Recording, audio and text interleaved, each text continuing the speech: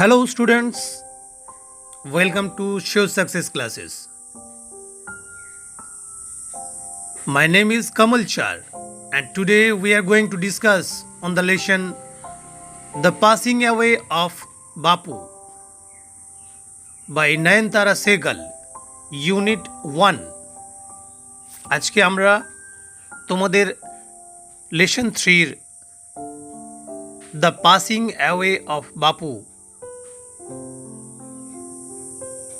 নয়নতারা সেহগালের লেখা এই লেসনটা নিয়ে আলোচনা করব। লাইন বাই লাইন মানে বুঝব, বিশেষ বিশেষ অংশের ব্যাখ্যাও করা হবে। তাহলে শুরু করা যাক। The writer of the lesson the passing away of Bapu is Nayantara Sehgal. Let's know a little bit more about Nayantara Sehgal. Nayantara Sehgal is an Indian writer who writes in English, who was born in 10th May 1927. নয়নতারা সেহগাল ভারতের স্বাধীনতা অর্জনের সময়কালীন লেখিকা। ইংরাজিতে উপন্যাস ও অন্যান্য বহু রচনা লিখেছেন। ইনি নেহেরু পরিবারের একজন সদস্যা। জওহরলাল নেহেরুর বোন বিজয়লক্ষ্মী পণ্ডিতের কন্যা ইনি। ঠিক সেই সময়টা ছিল 1948 সাল। ভারত সেইমাত্র স্বাধীন হয়েছে। সেই সময় বিভিন্ন সমস্যা নিয়ে ভারত জর্জরিত। সেই সময়ই খুব বড় একটা দুঃসংবাদ আমাদের সমস্ত ভারতবাসীকে শোকাহত করেছিল। বাপু অর্থাৎ মহাত্মা গান্ধী খুন হয়েছিলেন। সেই সময়ে ভারতবাসীর যে প্রতিক্রিয়া তা নিয়ে এই লেখা। কত স্পষ্টভাবে লিখেছেন যাতে আমাদের চোখের সামনে সেই দৃশ্যটা ফুটে ওঠে। দেখা যাক, আমরা শুরু করি তাহলে পড়া। Gandhiji had been shot on his way to the prayer meeting. Prayer meeting মানে প্রার্থনা সভা। প্রার্থনা সভা যাওয়ার সময় গান্ধীজিকে গুলি করা হয়েছে। গান্ধীজি গুলিবিদ্ধ হয়েছেন।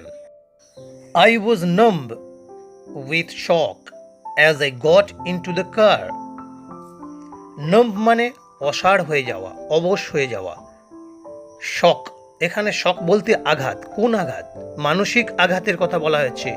লেখিকা মানসিকভাবে প্রস্তুত ছিলেন না, কখনো কল্পনাও করতে পারেননি এমন কোনো ঘটনা অঘটন ঘটে যেতে পারে।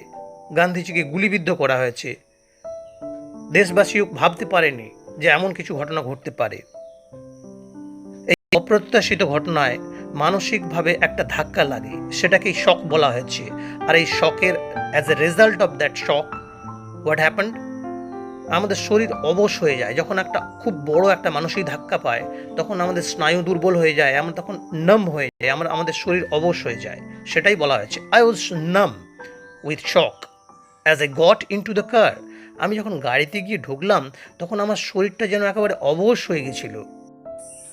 At the Birla House, Gandhiji's relatives and followers had gathered round his body. তাহলে লেখিকা যখন বিড়লা হাউসে গিয়ে পৌঁছলেন, সেখানে গিয়ে কি দেখলেন? বিড়লা হাউসে গান্ধীজি শবদেহকে, মৃতদেহকে ঘিরে দাঁড়িয়ে আছে গান্ধীজির রিলেটিভস অর্থাৎ আত্মীয় স্বজনরা এবং ফলোয়াররা অর্থাৎ অনুগামীরা। There was silence in the room as Gandhiji breathed his last. Gandhiji যখন শেষ নিঃশ্বাস নিলেন তখন রুমের মধ্যে নিস্তব্ধতা বিরাজ করছিল। এখানে সাইলেন্স মানে নিস্তব্ধতা, আর ব্রেথড হিজ লাস্ট শেষবারের মতো নিঃশ্বাস নিলেন। Words of Bapuji's death had spread through Delhi flame fanned by wind. বাপুজির মৃত্যু সংবাদ দিল্লিতে যেন হাওয়া লাগা বাতাস লাগা আগুনের মতো ছড়িয়ে পড়ল। এখানে দেখো হাওয়া লাগা বা বাতাস লাগা আগুনের মতো কেন বলছে? যখন বাতাস লাগে আগুনে, তখন বাতাস লাগলে কি হয়? আগুন আরও জ্বলে ওঠে, ছড়িয়ে পড়ে দাবানলের মতন মুহূর্তে চারিদিকে ছড়িয়ে পড়ে।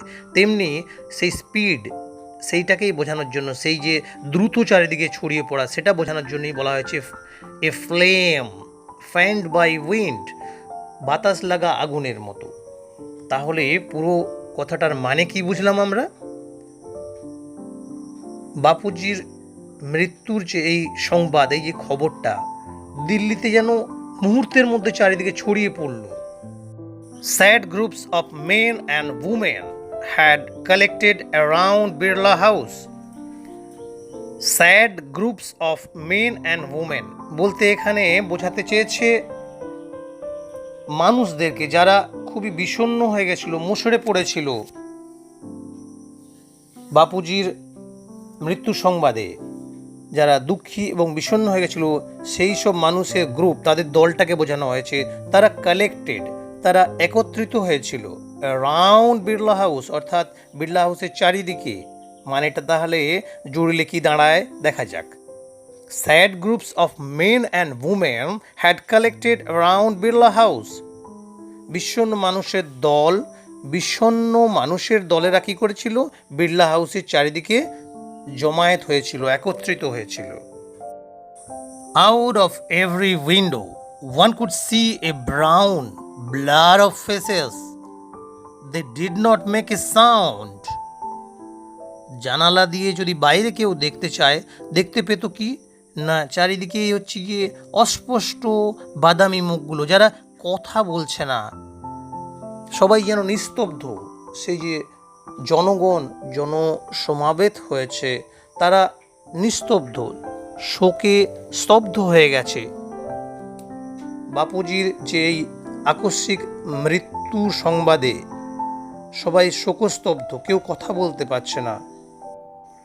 There was an unnatural silence. এক অপ্রাকৃত নিস্তব্ধতা বিরাজ করছিল। আনন্যাচারাল, অপ্রাকৃত। আসলে এখানে এই শব্দটা আনন্যাচারাল সাইলেন্স কথাটা কেন ব্যবহার করা হয়েছে সেটা নিয়ে একটু ভাবা যাক। এমনিতে নিস্তব্ধতা কেমন হয়? আমরা যখন রাত্রিবেলা ঘুমোই তখন নিস্তব্ধতা হয়, কিন্তু এই যে নিস্তব্ধতা, সবাই জেগে আছে, সবাই রাস্তায় আছে, কেউ হাঁটছে, কেউ দাঁড়িয়ে আছে, কিন্তু কেউ কথা বলছে না। কেন কথা বলছে না? ব্যাপারটা বুঝবার চেষ্টা করা যাক। গান্ধীজি ছিলেন সবার জনপ্রিয় নেতা। তিনি হঠাৎ করতে এভাবে মারা যাবেন, এটা কেউই মেনে নিতে পারছিল না। ভারতবাসী তাদের প্রিয় বাপুকে হারিয়ে শোকে এতটাই শোকাহত হয়েছিল, এতটাই আঘাত পেয়েছিল যে তার ফলস্বরূপ তারা সব শক পেয়ে চুপ করে গেছিল, একেবারে নিস্তব্ধ হয়ে গেছিল। কথা বলার শক্তি খুঁজে পাচ্ছিল না, কথা বলার ভাষা খুঁজে পাচ্ছিল না। সেই জন্য বলা হয়েছে আনন্যাচারাল সাইলেন্স।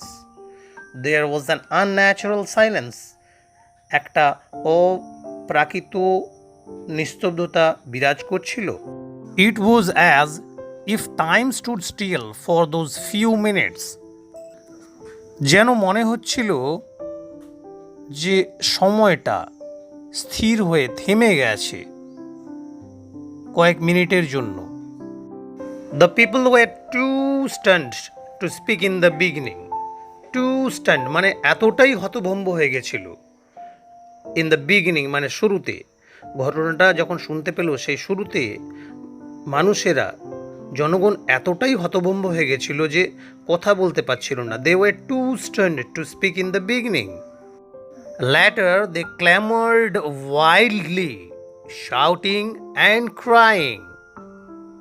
পরে তারা সমস্বরে একসঙ্গে হঠাৎ চিৎকার শুরু করলো, ভীষণভাবে, বন্যভাবে, এবং কাঁদতে শুরু করলো। Clamored মানে if a group of people shouts instantly, then it is called clamoring.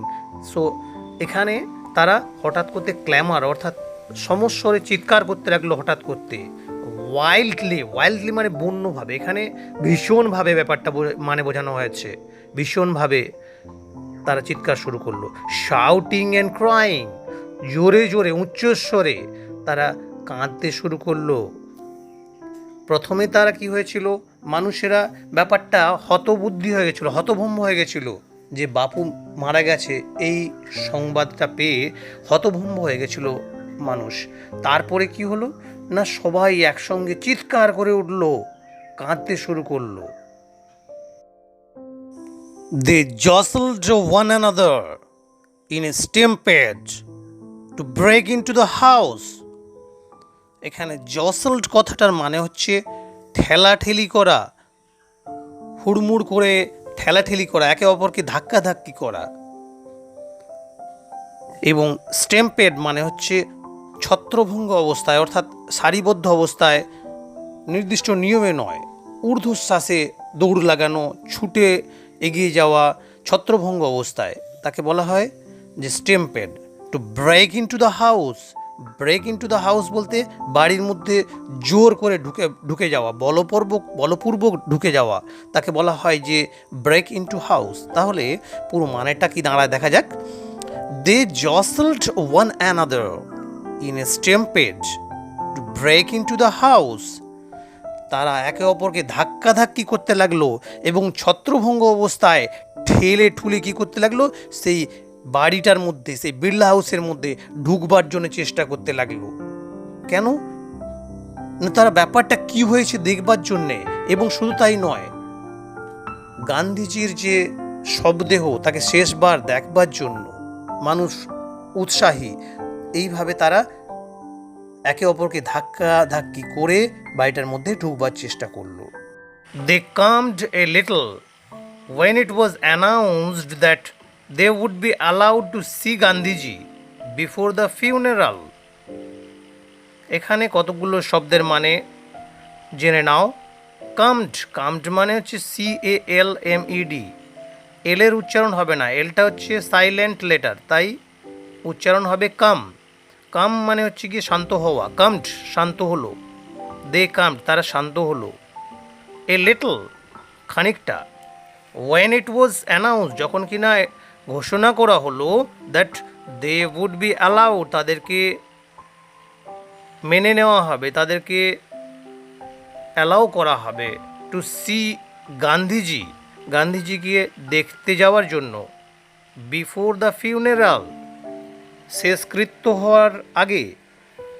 অর্থাৎ যখন সবাইকে এটা ঘোষণা করে বলে দেওয়া হলো যে তাদেরকে শেষবারের মতো একবার গান্ধীজিকে দেখতে অনুমতি দেওয়া হবে, সেটা শুনে সবাই একটু শান্ত হলো। When one is faced with the shock of a loved one's death, one whimpers, "What will become of me now that he has left me?" যখন কোনো ব্যক্তি তার প্রিয়জনের মৃত্যুতে মানসিক আঘাতপ্রাপ্ত হয়, তখন সে ফুপিয়ে কাঁদে এবং বলে, সে আমাকে ছেড়ে চলে গেছে, এখন আমার কি হবে? This was surely the question uppermost in the mind of mourning people. এখানে দুটো শব্দ নিয়ে আমি আলোচনা করব, লক্ষ্য করো। uppermost in the mind, uppermost in the mind মানে আমরা যে চিন্তা করি, সবার আগে যে চিন্তাটা আমাদের মাথায় আসে, মনের মধ্যে ভেসে আসে সবার আগে, সেটাকেই বলেছে uppermost in the mind of mourning people. mourning people মানে শোকার্ত মানুষ। কোনো মানুষ যখন মারা যায়, তার প্রিয়জনের মনের মধ্যে দুঃখ হয়, শোক হয়, তখন তাদেরকে বলা হয় mourning people. তাহলে পুরো মানেটা দাঁড়াবে কিভাবে দেখা যাক। This was surely the question uppermost in the mind of mourning people. আমি নিশ্চিত যে এই কোশ্চেনটাই, এই প্রশ্নটাই একজন শোকার্ত মানুষের মনের মধ্যে প্রথম ভেসে ওঠে। They looked like lost children. তাদেরকে যেন হারিয়ে যাওয়া বাচ্চার মতো লাগছিল। তাদেরকে বলতে কাদেরকে বোঝাচ্ছে এখানে?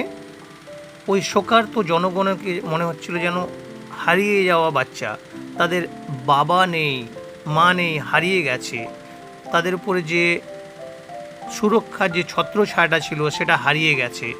তখন তারা অসহায় বোধ করছে, তারা নিজেদেরকে যেন হারিয়ে যাওয়া লস্ট চিলড্রেনের মতো মনে করছে। আসলে এর আগে লাইনটাতে ছিল, this was surely the question uppermost in the mind of morning people. মানে কি, সেই শোকার্ত মানুষেরা মনে করছে যে যখন বাপু মারা গেল, চলে গেল, তার যে সুরক্ষার ছায়াটা মাথার উপর থেকে সরে গেল, তখন তাদের নিজেদেরকে অসহায় মনে করছে এবং তারা নিজেদেরকে যেন অসহায় হারিয়ে যাওয়া বাচ্চার মতো মনে করছে। It was the question in many of our hearts as we sat, still shocked and unbelieving. Still shocked মানে তখনও পর্যন্ত মানসিকভাবে আঘাতপ্রাপ্ত, আর আনবিলিভিং মানে তখনও যেন বিশ্বাস হচ্ছিল না। তাহলে পুরো লাইনটার মানে কি দাঁড়াচ্ছে দেখো, it was the question in many of our hearts as we sat, still shocked and unbelieving. আমরা যখন বসলাম, সেখানে যখন বসেছিলাম, তখন আমাদের অনেকের মনের মধ্যেই এই প্রশ্নটাই উঁকি মারছিল। তখনও পর্যন্ত আমরা ছিলাম মানসিকভাবে আঘাতপ্রাপ্ত এবং মনে মনে বিশ্বাস করতে পারছিলাম না ব্যাপারটাকে যে বাপু নেই। We listened to the broadcast telling the people of India that their Bapu was no more. ভারতের জনগণের উদ্দেশ্যে যে সম্প্রচার সেটা আমরা শুনলাম, এতে বলা হয়েছিল বাপু আর নেই।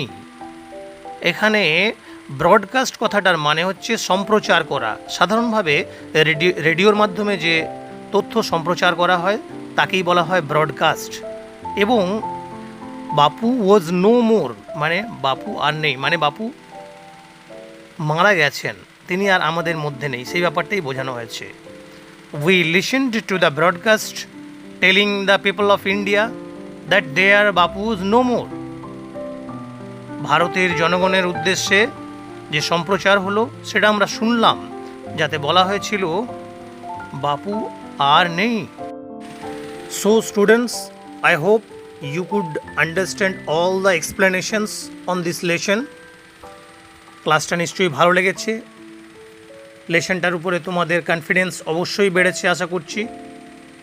এরকমই আরও অন্যান্য লেসনগুলোর ওপরে আমার ক্লাসগুলো এবং অন্যান্য লেসনের এক্সারসাইজের ওপরেও আমার ক্লাসগুলো দেখতে ভুলো না, এবং যাতে মিস না করো সেই জন্য অবশ্যই সাবস্ক্রাইব করো। ওকে, তাহলে আজ এতটাই, টাটা।